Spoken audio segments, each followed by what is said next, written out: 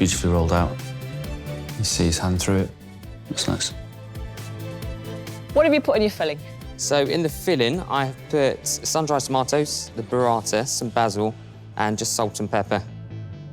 You don't seem at all troubled by this whatsoever. I was quite excited about the skills test. I would like our chefs to make us agnolotti filled with burrata and sun-dried tomatoes. Burrata is like extra creamy, wet mozzarella. I mean, it's just delicious. Served with pea and mint pesto.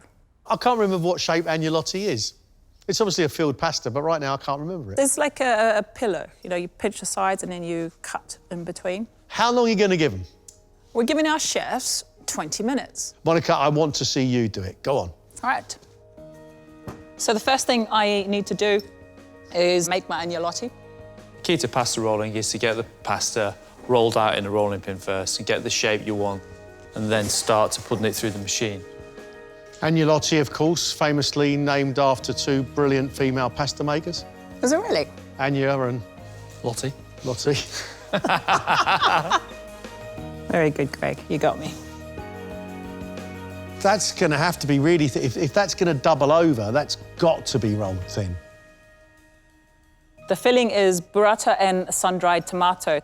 Sun-dried tomatoes can be quite strong. Burrata is very delicate in flavour, and if you put too much of sun-dried tomato, you're going to lose it completely. I'm using it literally as a seasoning for the burrata, so I've chopped it up quite fine. Pasta skills, always a challenge. Always put the fear into our chefs. You want to see them all exactly the same size. I think that's really important. So it's going to be a real test of our chef's skill here. So just in pinching it, you're sealing the little parcels. I've got a feeling we may end up more ravioli than agnolotti. So my little agnolotti parcels are made. So now, quick pea and mint pesto. I'm just going to lightly toast some pine nuts and some fresh peas into the blender. A few nuts. To garlic. Traditionally, everyone thinks of pesto as basil, don't they? Yeah, but I think nowadays, you know, people are happy to experiment with whatever they have. Parmesan.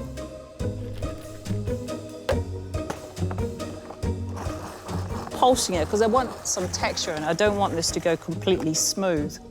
My mint and pea pesto is done, and now I'm going to drop my agnolotti into the water. These will only take a couple of minutes, if that, to cook, and we're ready to serve. A moment of truth for our chefs here, because if any of that filling ends up in the water, they'll know they've got a ripped pasta. There's nothing worse when pasta parcels burst into the water and they serve it, because you know it's not right. Beautiful, beautiful. Oh, they really do look like pillows. Love the colour on that pesto. Love it. You can't rush it. You need to take your time, do it properly. It's just about showing off what they can do. That's all we want. And there we have it, agnolotti filled with burrata and sun-dried tomato with a pea and mint pesto. That's gorgeous. It looks great, full of skill, full of complexity, absolutely delicious. Marcus, you are going to watch them very closely on the monitors in the next room, and we'll see you back here for the tasting. Get the chefs in, let's see what they're made of.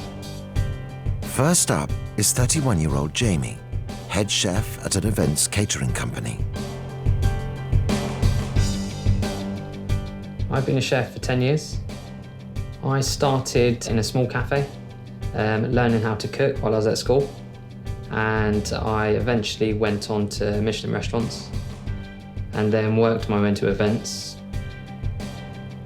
We normally serve celebrity parties, BAFTAs and film premieres. I am very inventive. I like to shock and awe and have a little bit of drama in the dish. I've been practicing, I've been training, so I think I'm going to pull out all the stops.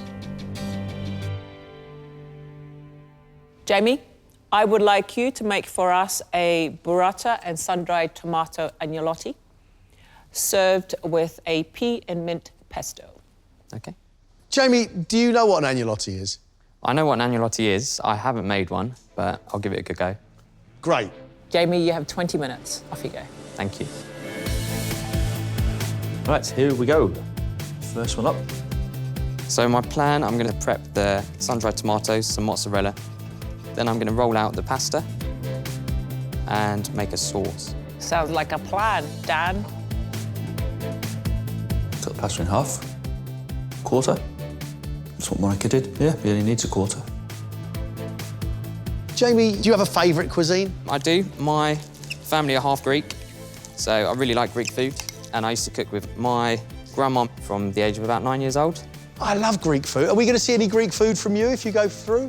We will. There's a few dishes I've got up my sleeve that are in homage to my grandma. Oh, bless you, mate. Beautifully rolled out. You see his hand through it. Looks nice. What have you put in your filling? So in the filling, I have put sun-dried tomatoes, the burrata, some basil, and just salt and pepper. You don't seem at all troubled by this whatsoever. I was quite excited about the skills test. He's very comfortable with pasta.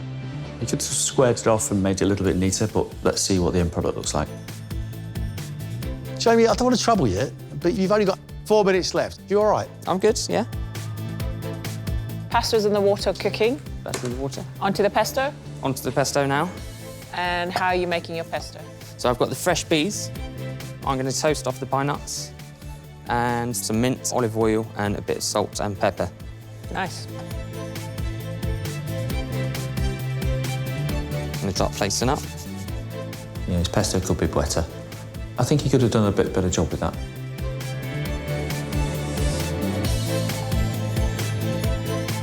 "30 seconds, Jamie. Last touches, whatever they may be.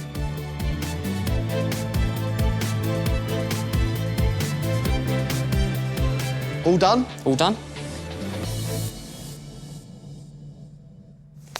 Pressure's a lot.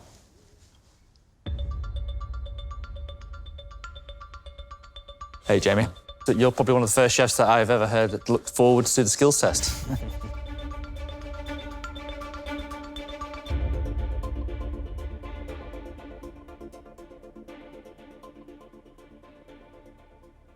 Jamie, not quite an agnolotti. The agnolotti, you make a line off the mix, pinch the edges. So you were really close, but I like that you tried to figure it out. Pasta is also nice and thin. The filling is very strong as sun-dried tomato. The sun-dried tomato has completely overpowered that delicate burrata in there. But it's a good start. I like that you stay calm and you manage to deliver something. Thank you. I love the way that you cut the pasta into quarters and you only took the pasta that you needed. Exactly the same as what Monica did. I would love the pesto to be a little bit wetter, but I do like it. It's really nice. That's a very good-looking dish and tastes delicious. Jamie, that's a pretty good start. You've done pretty well. Well done. We'll see you soon.